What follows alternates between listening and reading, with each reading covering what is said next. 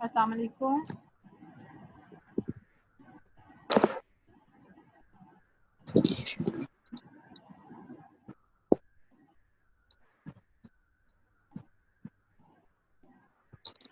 अस्सलाम वालेकुम students, mute करें।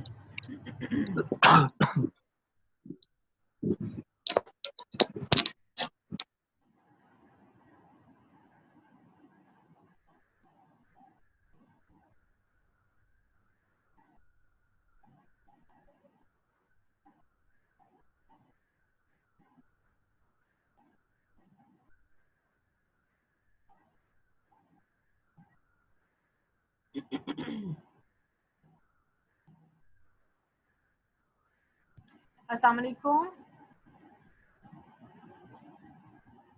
आपको आवाज आ रही है बेटा मेरी? जी आ रही है। ओके जी, चलें। हमने उस दिन कहाँ तक छोड़ा था? मेरा नॉर्मल डिस्ट्रीब्यूशन कर लिया था या नहीं किया था? किसी को कुछ याद हो, कभी कुछ आपने खोल के देखा हो तो बता दें मुझे आइडिया हो जाए। कुछ याद नहीं? नॉर्मल डिस्ट्रीब्यूशन जो हमने कहा था, हम पढ़ क्या रहे थे? बेसिकली हम देख रहे थे कि प्रिसीजन और एक्यूरेसी को स्टैटिस्टिकली कैसे चेक किया जा सकता है।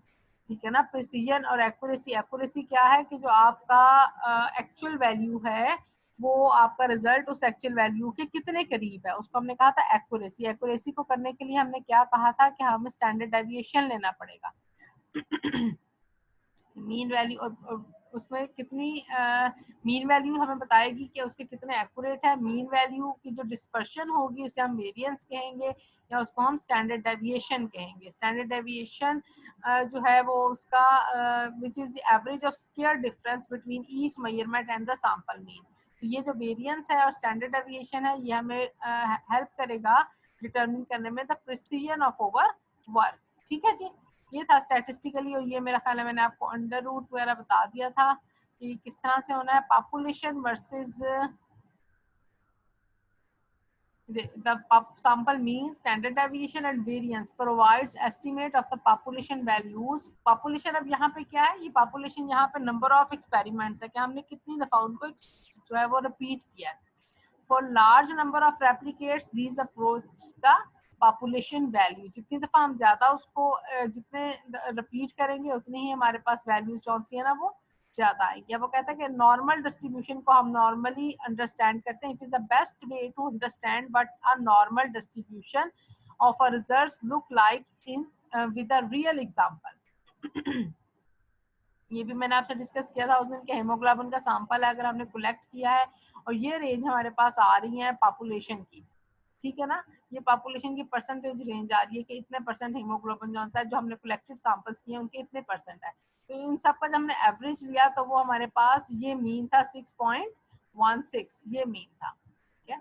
अब पॉपुलेशन ये जो हमारे सैंपल है इसकी बेस पर हमने पॉपुलेशन की एस्टिमेशन करनी है या इसका स्टैंडर्ड डेविएशन देखना है। तो हमने क्या कहा था कि जो रिजल्ट्स हमारे जिनके फॉल कर रहे हैं 6.1 के लेफ्ट और राइट पे 6.05 से 6.27 जो रिजल्ट्स हैं, ठीक है ना, ये क्या है कि जब इसको हमने कर्व ड्रॉ की वो इस तरह की कर्व हमारे पास आ जाती है। ये कर्व आ रही, इसे कहते हैं normal distribution data. Set showing standard deviation interval. अब वो कहता है कि जो भी वैल्यू, ये जो मीन वैल्यू जो हमारे पास जितनी भी हमने ली थी, अगर हमारे पास किसी की ट्रू वैल्यू नहीं है तो उसकी ट्रू वैल्यू को हम स्टैंडर्ड डेविएशन की ये मीन वैल्यू से कैलकुलेट उसको अप्रोक्सीमेट वैल्यू दे सकते हैं। तो अभी जो हमने हीमोग्लोबिन किया, अब ये एक ऐसी रिसर्च है जिसमें कि मीन वैल्यू नहीं आ सकती कि कितने मीन बेसिकली है, लेकिन हम अपनी पॉपुलेशन को स्टडी कर रहे हैं तो हम ये कहेंगे कि ये जो हमारे पास वैल्यू है ये मीन वैल्यू थी 6.16 की। अब इसके जो भी हमारे पास हमने मीन लिया होता है उसके +1 और -1, ठीक है ना, इस एरिया को हम कहते हैं कि ये जो +-1 का एरिया है, यहाँ पे ये जो सैंपल इसको कवर करेंगे वो नियर टू मीन होंगे, वो नियर टू मीन वैल्यू। और हमने पॉपुलेशन का तकरीबन 68% जौन सा है वो कवर कर लिया है कि 68% पॉपुलेशन जौन सी है उसका रिजल्ट यहाँ पे फॉल कर रहा है, ठीक है। तो उसके अलावा अगर अब हम थोड़ा सा और अपनी जो हमारे रिजल्ट्स आए हैं उसको हम ब्रॉड करें तो +-2 स्टैंडर्ड डेविएशन तक हमारे जो कलेक्टेड सैंपल आए हैं उसकी अगर स्टैंडर्ड डेविएशन जो है वो +-2 आ रही है, तो ये क्या शो करेगा कि अब हमने तकरीबन पहले हमने 68% को कवर किया था, तो ये हमारे पास इनको अगर हम जमा कर लेते हैं कि हमने 95% जो सा है अपनी पॉपुलेशन को कवर कर लिया है। और जब हम +-3 पे चले जाते हैं, ये जो इसकी टेल है, दोनों टेल को भी कैलकुलेट की, ये इनके जिनका रिजल्ट इसके अंडर आएगा इतने स्टैंडर्ड डेविएशन के साथ, तो इसका मतलब है 99.7% ऑफ द रिजल्ट्स जो से हैं वो यहाँ पर फॉल, हमने इस रेंज तक के रिजल्ट्स को ऑब्जर्व कर लिया है। So consider the example above where the data was spread out in the range of 5.16 to 6.71%. Standard deviation हमने कलेक्ट किया, इसको सिग्मा से शो करते हैं और is a common way to represent how widely this data is spread, कि हमारा data जो सा है वो कितना स्प्रेड हुआ है। The standard deviation is defined as the range in which 34% of all the results fall, and this is best illustrated using normally distributed bell curve. इसको कहते हैं normally distributed bell curve, कि हमने इसके जो बेस्ट रिजल्ट आएंगे वो data जो है वो यहाँ पर अगर फॉल करेगा तो वो बेस्ट है, जितना वो वाइड जाता जाएगा तो उसका मतलब है स्टैंडर्ड डेविएशन उतनी ज्यादा है, ठीक है जी। तो ये हमारा पैराग्राफ हो गया था। इसमें अब प्रिसीजन हमें पता चल जाती है, वो कहते हैं मोर डाटा कैसे प्रिसाइज होगा अगर वो अंडर दिस बाउंड्री है।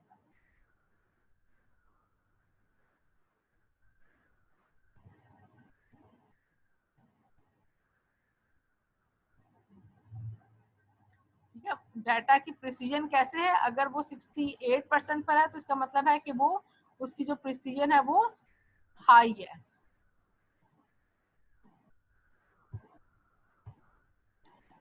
ये जो plus minus blue line show करती है कि +-2 स्टैंडर्ड डेविएशन डाटा जो यहाँ फॉल कर रहा है, अब उसकी प्रिसीजन थोड़ी कम हो गई, और वो जो +-3 पे है ग्रीन लाइन से, ये इसकी प्रिसीजन और भी हमारे काम की जो प्रिसीजन है डाटा की जो एनालिसिस है, कोई भी हमने मेथड वैलिडेट किया है, अगर उसका रिजल्ट जो है वो इतना डेविएट कर रहा है तो इट मीन्स कि अब इसकी स्टैंडर्ड डेविएशन जो सी है वो ज्यादा है और इसकी प्रिसीजन जो सी है वो कम है। ठीक हो गया। तो ये था कि डाटा की एक्यूरेसी और प्रिसीजन को स्टैटिस्टिकली हम किस तरह से शो कर सकते हैं। The magnitude of the standard deviation measured above also give us an idea how well the Afinion can measure the hemoglobin. This is because smaller the deviation, the result is to match the target value. ठीक है, by normalising the standard deviation, वो जो curve बनती है उसको कहते हैं normalising. This can then be compared to it other data set which is useful thing to be able to do. तो नॉर्मलाइज्ड कर्व हम किसी भी एनालिसिस की ड्रॉ करेंगे जब भी अपने रिजल्ट्स की, तो हमें फौरन से देख के पता चल जाएगा कि कौन सा मेथड कितना वैलिडेट है, कितना जो आपने काम किया है, जो एक्सपेरिमेंट कैरीड आउट किया है वो कितना प्रिसाइज है। ठीक है जी। अब इससे हम the normalised standard deviation is known as coefficient of variation. Normalisation को क्या कहते हैं? Coefficient of variation. और इसको कैसे कैलकुलेट करते हैं कि जो स्टैंडर्ड डेविएशन को डिवाइड कर देना है एवरेज वैल्यू से, जो आपकी 6.16 आई थी उसको मल्टीप्लाई कर देना है 100 से, तो वो आपको क्या वैल्यू देगी? Coefficient of variation. Precision refers to how close, अब ये जो है ये एवरेज वैल्यू से डिवाइड करके अब हमें ये बता देता है कि आपकी जो कोएफिशिएंट ऑफ वेरिएशन है वो कितनी है। लोअर कर्व जो वैल्यू होगी coefficient of variation, the more precise the value, ठीक है ना। For example in the image shown in figure 3 the red curve की जो ये जो हमारे पास रेड कर्व है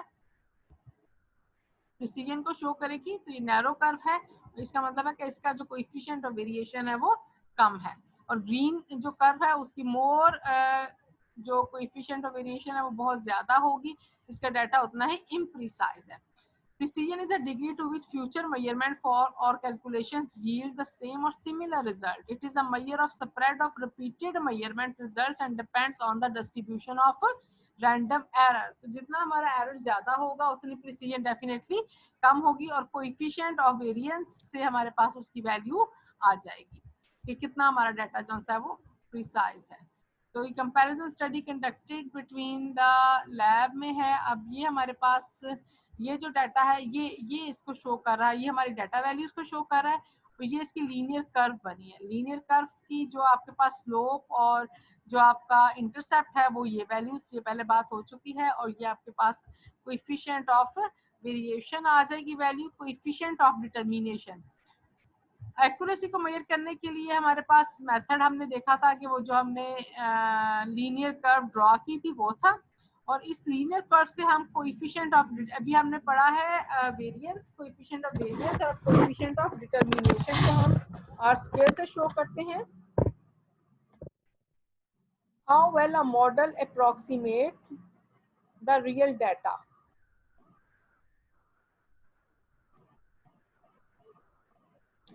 कोएफिशिएंट ऑफ डिटरमिनेशन हमें ये बताता है कि वो रियल डाटा से कितने क्लोज है। कोई भी रिजल्ट, कोई भी एक्सपेरिमेंट अगर हमने थ्राइस किया है, 4 टाइम किया है, 10 टाइम किया है, तो कितनी दफा वो रियल वैल्यू से करीब आया है, ठीक है ना। ये जो पीक्स है हमारे पास, ये देखिए, ये इसकी सपोज ये रियल वैल्यू है, ये इसके कितने क्लोज है, और जो जितना दूर होगा उसको हम लायर कहेंगे कि ये गलत वैल्यू है। Statistical measure है how well a model approximate the real data point. R-square shows the closeness of fit of a model. Closeness of fit of a model को हम coefficient of determination से show करते हैं, और जो हमने अभी CV पढ़ा है इसको हम शो करते हैं precision से, ठीक है ना। ये coefficient of variation and coefficient of determination, ये दोनों इंपॉर्टेंट पॉइंट्स हैं, इनको ध्यान में रखना है। इन केसेस विद, और दोनों का फर्क बेसिकली क्या है, ये क्लोजनेस ऑफ फिट को बताता है और वो प्रिसीजन को बताता है। In case with a single variable it is the square of the correlation coefficient, ठीक है। अगर हम इसको, हमारे पास अगर सिंगल एक वेरिएबल है, एक चीज को हम स्टडी कर रहे हैं, तो ये कोएफिशिएंट ऑफ डिटर्मिनेशन किस में चेंज हो जाता है, कोरिलेशन कोएफिशिएंट में। दो वेरिएबल्स हैं, सपोज अभी हमने कहा कि कंसंट्रेशन इंक्रीज होगी, हम वही बार बार रिपीट करें ताकि आपको पढ़ने में आसानी रहे, समझने में आसानी रहे कि कंसंट्रेशन इंक्रीज होगी तो एब्जॉर्बेंस भी इंक्रीज होगी। अगर हम सिर्फ कंसंट्रेशन को ही एक फैक्टर ले रहे हैं तो क्या होगा कि अब हमारे पास जो स्क्वायर ऑफ कोरिलेशन कोएफिशिएंट आएगा, जब हम उसका स्क्वायर लेंगे तो वो क्या आएगा, स्क्वायर ऑफ कोरिलेशन कोएफिशिएंट को से शो करेंगे, और इस this will show the tendency of two variables to move together. R square can range from 0 to 1. The closer to 1, the better the model fit the data. When comparing two methods, if a reasonably good value for R square is obtained, that is to say the point match the line of best fit, then attention can be drawn to the equation of the line. फिर हम equation of the line, ये जो है इसको हम कहेंगे equation of the line. तो हमने जब भी अपना बताना है कि मेथड है हमने डॉट किया है, उसकी क्या लीनियरिटी है, उसको हमने कैलिब्रेशन उसकी क्या आती है, तो हमने आर स्क्वायर से बताना है। आर स्क्वायर की वैल्यू 0.99 0.98 एक्सेप्टेबल होती है। अगर उससे कम है तो इसका मतलब है कि रिजल्ट्स कौन से हैं वो इतने प्रिसाइज, जो दो वेरिएबल्स को हम कोरिलेट कर रहे हैं उनकी, अगर ये 0.99 होगा तो इसका मतलब है वो एग्जैक्ट फिट हो रहा है। और जितनी वैल्यू कम होती जाएगी 1 से, उतनी ही उसकी जो डेविएशन है वो इंक्रीज होती चली जाएगी।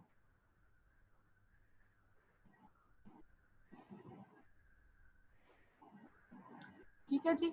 तो ये आपके पास अभी तक जो हमने पढ़ा था एफिशिएंसी को, और when comparing two methods reasonably good value for R square is obtained, then attention can be drawn to equation of the line for two systems that had no bias between one another, the equation will be equal to y is equal x। ठीक है ना, कि अगर कहीं पे भी कोई बायस नहीं या कोई फैक्टर जो है वो वेरी नहीं कर रहा, तो जो y की वैल्यू है वो that will be equal to x। therefore by taking into consideration the slope and intercept of the line, it is possible to determine the magnitude of any बायस। क्या हमें हर किसी किस्म के एरर का पता होना चाहिए। यहाँ तक कि मैंने अब आपको स्लोप लेना भी बता दी थी उस दिन, और इंटरसेप्ट को कैसे कैलकुलेट करना है वो भी बता दिया था। ये स्टैंडर्ड डेविएशन, मीन, वेरिएंस और ये सारी चीज़ें जो सी है ना, ये यहाँ तक आपके पास क्लियर हो गया। ठीक है ना, ये 4-7 को हमने लेक्चर किया था। अब हम चलते हैं अपने पुराने ही जो है वो डॉक्यूमेंट की तरफ, जो हमने एक PDF पकड़ी हुई थी जहाँ पे हमने आपको पढ़ना था। ठीक है, ये सारी चीजें मैं कहाँ पे गई थी, यहाँ से मैं गई थी आपके साथ लेकर आपको, जब हम लीनियरिटी को पढ़ रहे थे कि लीनियरिटी बेसिकली कैसे बिहेव करेगी, ये आर स्क्वायर की वैल्यू कहाँ से आई है, ये वाई में स्लोप और इंटरसेप्ट की वैल्यू को आपने कैसे कैलकुलेट करना है और वो क्या अफेक्ट करेंगे। ठीक है ना, यहाँ तक क्लियर हो गया आप सबको?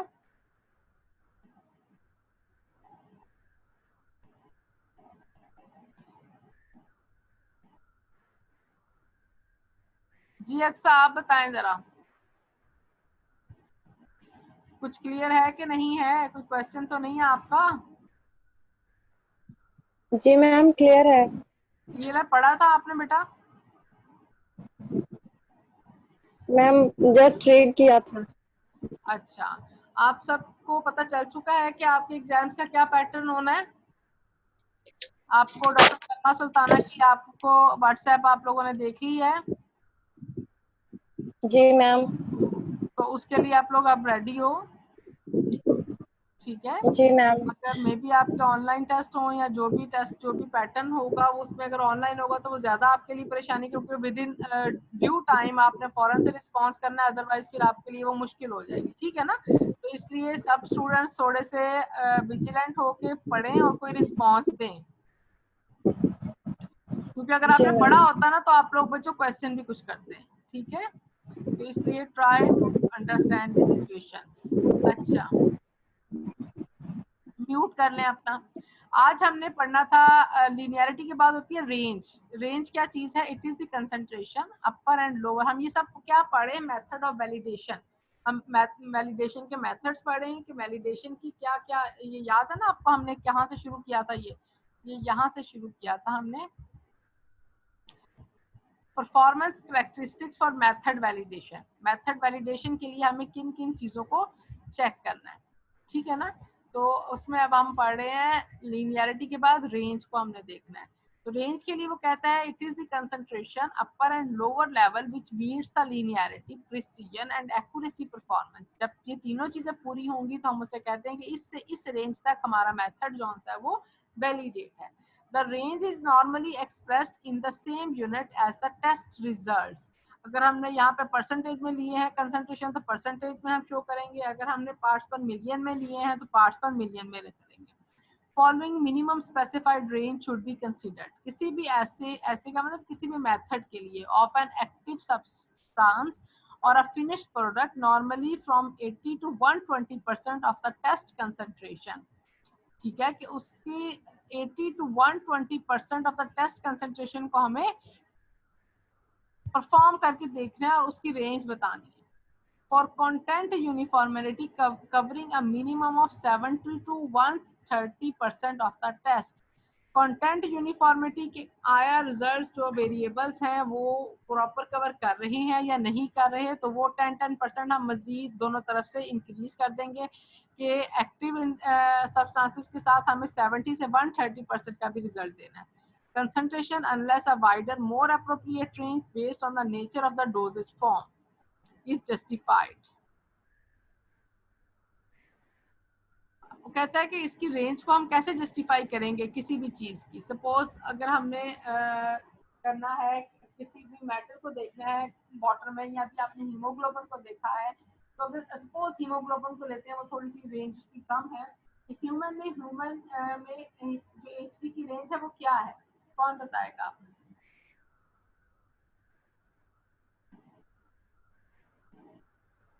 कोई भी नहीं, सोए पड़े हो सारे, छोड़ के चले गए वो ऑन करके? चलो जी ठीक है। एचपी की क्या रेंज है ह्यूमन बॉडी में? कितनी वैल्यू आनी चाहिए एचपी नॉर्मल? मैम 12 से 15। हाँ जी गुड, 12 से 15 है, ठीक है ना। और मिनिमम कितनी हो सकती है? ये 2-3 भी इवन हो सकती है, 5 तक। मैंने खुद एक बच्ची देखी हुई है, स्टूडेंट ही थी यूनिवर्सिटी में बच्ची, इसकी 5.4 हीमोग्लोबिन था और बहुत पेल थी। तो ये 2-3 भी हो सकती है। और उस सूरत में बार बार जो है वो बच्चा या पर्सन जो है वो भी बीमार होगा और उसकी हालत गैर हो जाएगी। तो रेंज जौन सी है वो कितनी होगी, आप इसको कह सकते हो कि 4 टू या इसको और कम कर लें कि आप उसको 2 to 18 नॉर्मली एचपी की रेंज, अगर हम उसको 80% से 120 और फिर 70 से 170%। नॉर्मल रेंज क्या है हमारे पास कि 8-9 से लेकर 7-8 यूनिट से लेकर वो कितना होना चाहिए, वो 12 से 15 मिलीग्राम होना चाहिए। एमजी पर लीटर होता है, कुछ इस तरह की इसकी यूनिट्स है जो भी वैल्यूज आती हैं। तो अब उसमें हम उसकी रेंज जौन सी है वो आ गई आपके पास 2 टू लेके 18 तक। हमने देखना है कि जो हम मेथड यूज कर रहे हैं अगर एच बी उसके अंदर इतना है 2% है या 18% है तो क्या वो लीनियर बिहेवियर शो करता है या नहीं करता, ठीक है ना। तो ये इसकी रेंज हो जाएगी कि उसकी जो ऐसा है, जो हमने ऐसे यूज किया है उसकी वैलिडिटी किस से किस रेंज तक है। डिसोल्यूशन टेस्टिंग के लिए +-20% ओवर द स्पेसिफाइड रेंज, कि जो हमने रेंज वहां मेंशन की है। हमने सपोज ये कहा कि हमारा जो टेस्ट है, जो मेथड है, वो मेजर कर सकता है 5 से लेकर 15 तक की। तो अब हमें क्या है कि उससे पीछे भी हमने वो जो डिसोल्यूशन टेस्टिंग नहीं है, ये डिसोल्यूशन के लिए +-20 कि उससे कम 20% उससे ज्यादा 20% की रेंज को भी हमने टेस्ट करना है और उसके रिजल्ट्स भी मेंशन करने हैं। If the specification for the controlled released product cover a region from 20% after 1 hour up to 90% after 24 hours, the validated range would be 0 to 110% of the label claim। ठीक है, वो 1 घंटे से लेके कहते 24 आवर तक हमने उसी एक सैंपल को जब बार बार रिपीट करना है तो फिर हम उसको कहेंगे कि हाँ जी ये इसकी रेंज है। For the determination of an impurity from the reporting level of an impurity 1 to 120% of the specification for impurity is known as unusually potent or to produce toxic or unexpected pharmacological effect। कहता है कि अगर हम pharmacology में हम drug design पे जा रहे हैं, ड्रग फार्मूलेशन की तरफ जा रहे हैं, तो detection and quantification limit should be communicate with the level eight which the impurities must be controlled. किसी भी मेथड में जो इम्प्योरिटीज उसके साथ प्रोड्यूस होती हैं और जो इम्प्योरिटीज की वजह से रिजल्ट्स में फ्लक्चुएशन आती है, ठीक है, उसको एड्रेस करना बहुत जरूरी है। To demonstrate an accurate linear range it is suggested to prepare 5 different standard solution from 50% to 120% of the target analytical concentration। Acceptable linear range के लिए अब उसने क्या कहा कि कम से कम 5 स्टैंडर्ड सॉल्यूशन, और 5 स्टैंडर्ड सॉल्यूशन किस किस कंसंट्रेशन रेंज के, कि 50 से लेके 150 तक। वो 50, 100, 150, 50, 75, 100, 125, 150 डिफरेंट रेंजेस। अब ये 5 अगर वैल्यूज को ले लेते हैं तो हर किसी की 5-5 जो है वो रेप्लिकेट्स बनाएंगे और फिर हम उनके रिजल्ट्स को मेंशन करके फिर उसकी स्टैट लगा के देन वी आर एबल कि हम उसकी रेंज को दे सकें, डिस्कस कर सकें। For validation of impurity test procedures carried out during development, it may be necessary to consider the range around the suggested limit.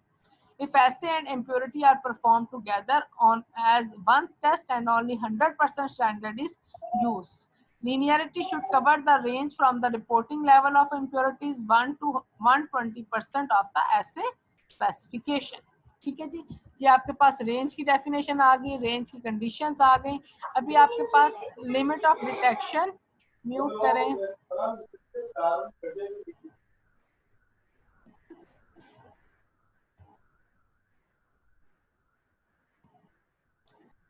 हाँ जी, लिमिट ऑफ डिटेक्शन क्या है? The lowest concentration of the analyte in the sample that can be detected but not quantified. ठीक है, अच्छा ये हमने पढ़ तो नहीं लिया था लिमिट ऑफ डिटेक्शन और लिमिट ऑफ क्वांटिफिकेशन?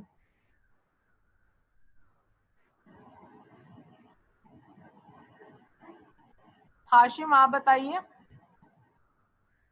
इधर हाशिम था। नहीं मैम, ये नहीं पढ़ा था।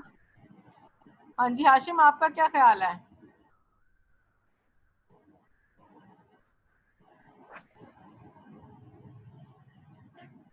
Are you present?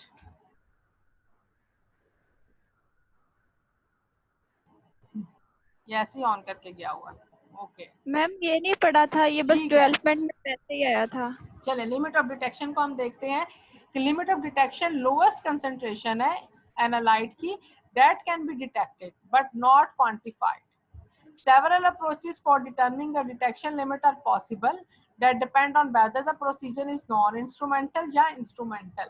Limit of detection क्या है कि एनालाइट की वो सबसे कम कंसंट्रेशन जो कि हम उस मेथड के थ्रू क्वांटिफाई कर सकें। अब वो कहता है कि हम क्वांटिफाई किस तरह से कर सकते हैं? हम कलर डेवलपमेंट से भी कर सकते हैं और हम इंस्ट्रूमेंट को भी यूज कर सकते हैं। Non instrumental and instrumental basis, दोनों बेसिस पे हम जो आपके पास क्वांटिफिकेशन होती है उसको हम, लिमिट ऑफ क्वांटिफिकेशन है उसको हम जज कर सकते हैं।